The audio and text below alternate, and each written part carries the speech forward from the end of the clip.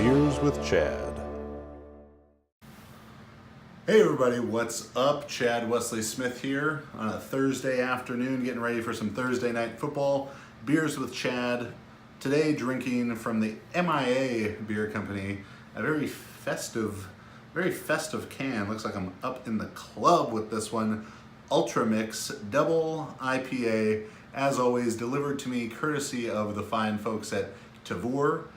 Check out the link in my profile, get the Tavour app, couple clicks, beer coming right to your door from all over the country. Cheers to you fine folks. I like it. All right. So before I get into some week 4 football picks, I want to talk about something. I actually just got off the phone with one of my buddies, Nate Winkler. Nate is actually who I started Juggernaut with 9 years ago. Seems like 9 lifetimes ago. There's been a lot of life happening in between there, and Nate's doing well for himself now, living in South Carolina, running a company called South, creatively named, and doing all kind of web design, app development, all kinds of great stuff to that effect. So we got talking. We don't talk as much as we used to, but got talking about business and companies growing and life changes and all this stuff. And we got onto the topic of Nick Saban, phenomenal football coach, very stern leader, and saying how he leads one way, Dabo Sweeney leads another way. I brought up my man Jack Clark. If you haven't seen the Jug Life episode with Jack Clark, Jack All That Is Man Clark, go and check that out. And Nate mentioned a saying he'd heard from Saban after they lost the national championship, which was, "Don't waste this loss. Don't just mull on it and be upset and depressed about it, but take, as cliche as it is, like, you learn more by losing than you do by winning. Successfully evaluate what you did, learn from it, grow from it, make changes, make the necessary changes from it." And it really got me thinking about principles versus platitudes. You have every team, every organization, they have a mantra, they have a mission statement, they have a saying they put on the back of a t-shirt. And the ones that are truly successful for the long term, those sayings on a t-shirt are actually real guiding principles that they run their organization by. Again, I highly encourage you to check out the Jug Life episode with Jack Clark. I also posted it on the Juggernaut Training Systems YouTube and Jug Life podcast feed in several smaller parts, as well, as he really talks about each of these principles that guides the California Golden Bears rugby team, winner of 23 of the last 34 national championships, arguably the greatest collegiate sports team of all time, and how he's able to recreate this success with a different group of young men year after year after year.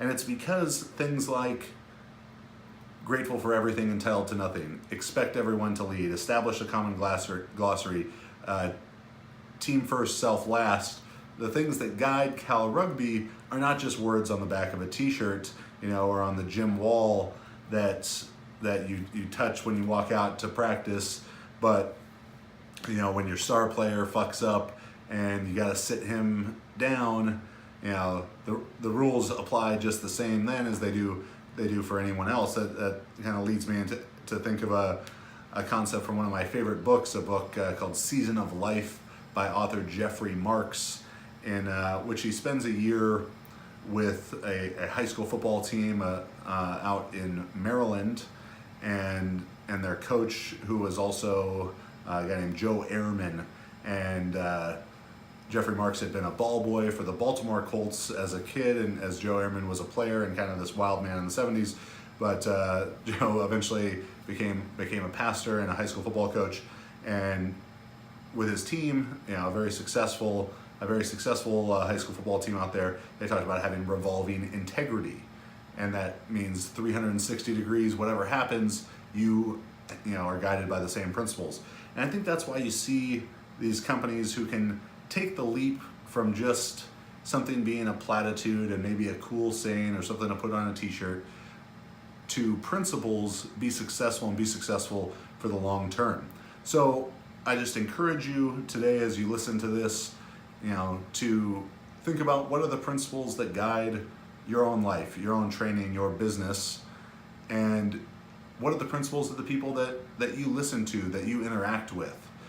Are they just words, which a catchy saying might give some motivation, some spark, and lead to short-term positive gain, improvement in whatever field you're looking for.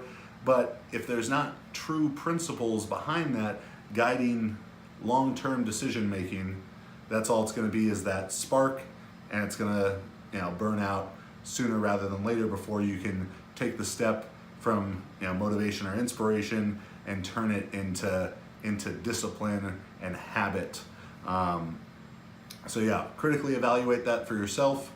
What are some principles that guide you? I know for Juggernaut, the thing that guides the way that we create content, what drives our business, is how can we help powerlifters, weightlifters, fill in the blank there for our audience. How can we help them succeed?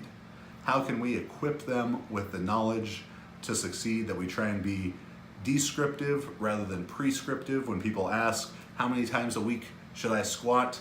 It would be simple. It would be easier for me to just tell them 2 times a week is the best because of blah, blah, blah, rather than to go the extra mile and describe the reasons why less is better, why more is better, when each one is better and when each one is worse, so that we try and go the extra mile in being descriptive rather than just prescriptive, in sticking with that principle of how can we best help our audience succeed. That guides all of our decision making. So if you want to dive deeper into some of those ideas, the book I mentioned, Season of Life by Jeffrey Marks, phenomenal. You want to get some Nick Saban stuff going, Origins podcast by James Andrew Miller has a 5 or 6 part season all about Nick Saban. Excellent stuff. The Jug Life with Jack Clark. Jack Clark is the man. There's no 2 ways about it. Check out all of those, and I think just be some good food for thought in there. Get into week 4 of the NFL. In just over an hour from the time I'm recording this, the Rams and the Vikings will kick off, and that is the first game of the CWS 6-pack. That's the 6 most interesting games, in my opinion. I'm not picking the 6 easiest to pick games. I'm picking the 6 probably hardest to pick games between the best matchups, the most interesting matchups all week for the NFL. So as I've said many times on this podcast, the Rams are my team, the local team here, friends with the strength coaches. Rams are my Super Bowl pick. They're 7-point favorites at home on the short week, hosting the Vikings. Vikings coming off that historic loss, biggest kind of change from how big a favorite they were to how much they lost by to the Bills last week. The Rams 7-point favorites at home, pretty substantial line for an NFL game. And a couple things for the Rams. Aqib Talib, Marcus Peters, both out for a month, maybe 6 weeks, we'll see. Minnesota, very good receiving group. Adam Thielen, Stephon Diggs, Kyle Rudolph in at tight end. I think Minnesota needs a statement bounce-back game coming off that loss to the Bills. And as much as I would love them to, the Rams probably aren't going to go undefeated. Just playing the law of averages here, the Rams are likely not going to go 16-0 this year. And though I am rooting for the Rams tonight, I'm picking Minnesota 28, Rams 27. All right, so big upset pick there. Again, Ted, Eddie, if you're watching, I'm rooting for the Rams. I want the Rams to win. deep in my heart, I want the Rams to win, but I figure they got to lose sometime. I think the Rams go 14-2 this year, that they lose tonight to the Vikings, that they lose in several weeks when they are in New Orleans. I think those are two potential losses for them. But tonight, Minnesota 28, Rams 27. We'll see. I hope I'm wrong, but we will see. Next game on the CWS six-pack. Philadelphia Eagles, 3-point favorites going to Tennessee. Carson Wentz came back last week. Didn't look great, but I'd expect him to feel more comfortable, more confident as they go. Tennessee is a team playing beyond their abilities right now. They've got some sort of mashup going at quarterback. Their best offensive weapon, Delaney Walker, out for the year. Philadelphia is too talented to play slightly above average, which is what they've been doing. So I think they go into Tennessee, they cover, they win 21-17, Eagles over Titans. Miami at New England. New England destroyed my eliminator pool, many other eliminator pools, along with the Vikings last week. It was the first time that the Pats have lost 2 games in a row since 2015. They have not lost 3 games in a row since 2002, the only time that that's happened in Tom Brady's career. Miami is 3-0. 3-0, not beating really any good. They beat the Titans, who aren't bad, but they haven't really beaten any good teams. And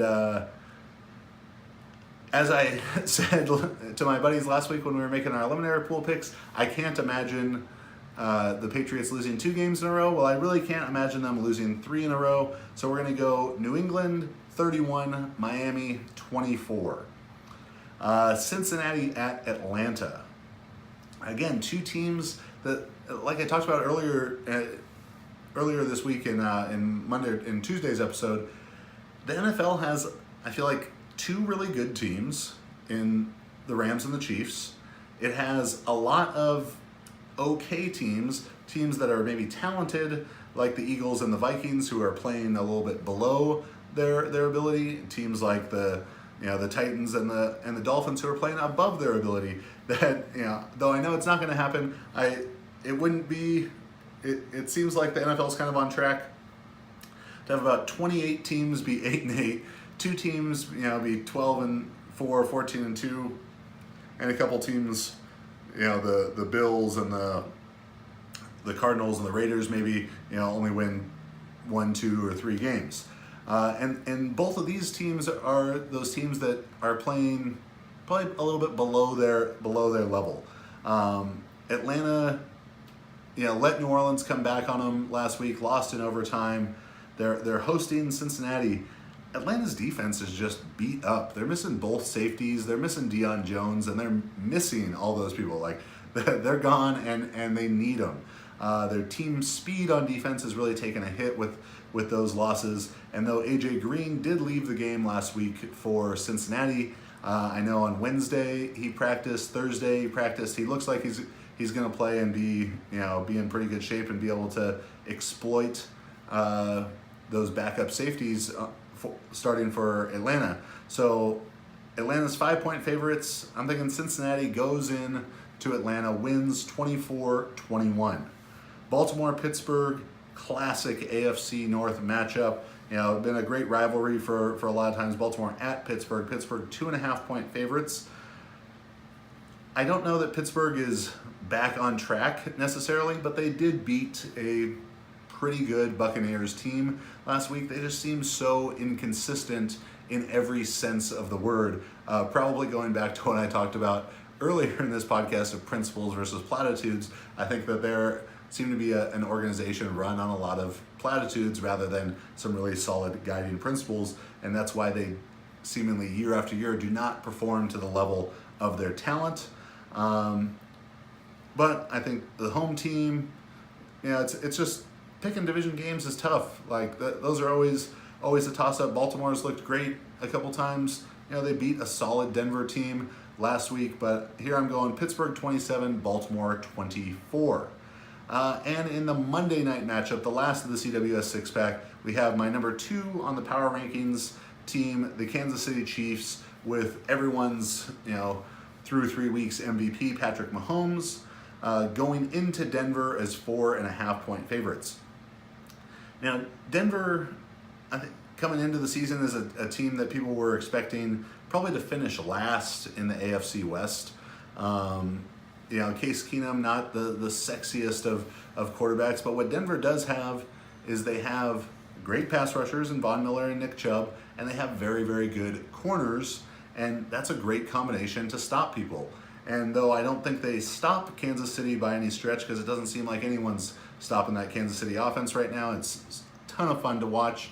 I think they can definitely slow them down some, but I also don't think that they have the offensive tools to really take advantage of things there. Could potentially be a shootout because that Kansas City defense is not good at all, giving up nearly 400 yards a game passing. So I'm going Kansas City 35, Denver 27 to round out the CWS six-pack. We're 3-3 in both the weeks 1 and 2, 4-2 last week with a dead-on score in Pittsburgh and Tampa Bay, and almost we're 1 point off on picking the right score for that Rams-Chargers game. But I'm excited to watch the Rams play tonight. Again, I hope I'm wrong on the Rams prediction, but I'll still pick the Vikings to win a very close, exciting game. If you're looking to get beer delivered right to your door, click on the link in the video info.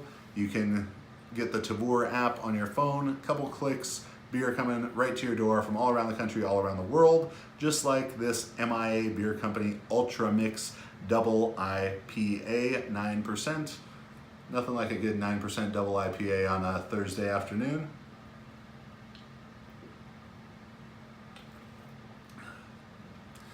Cheers to all of you. Subscribe to the channel, subscribe to the podcast, share it with friends. Thanks for watching or listening. This was Beers with Chad. I'll see you next week.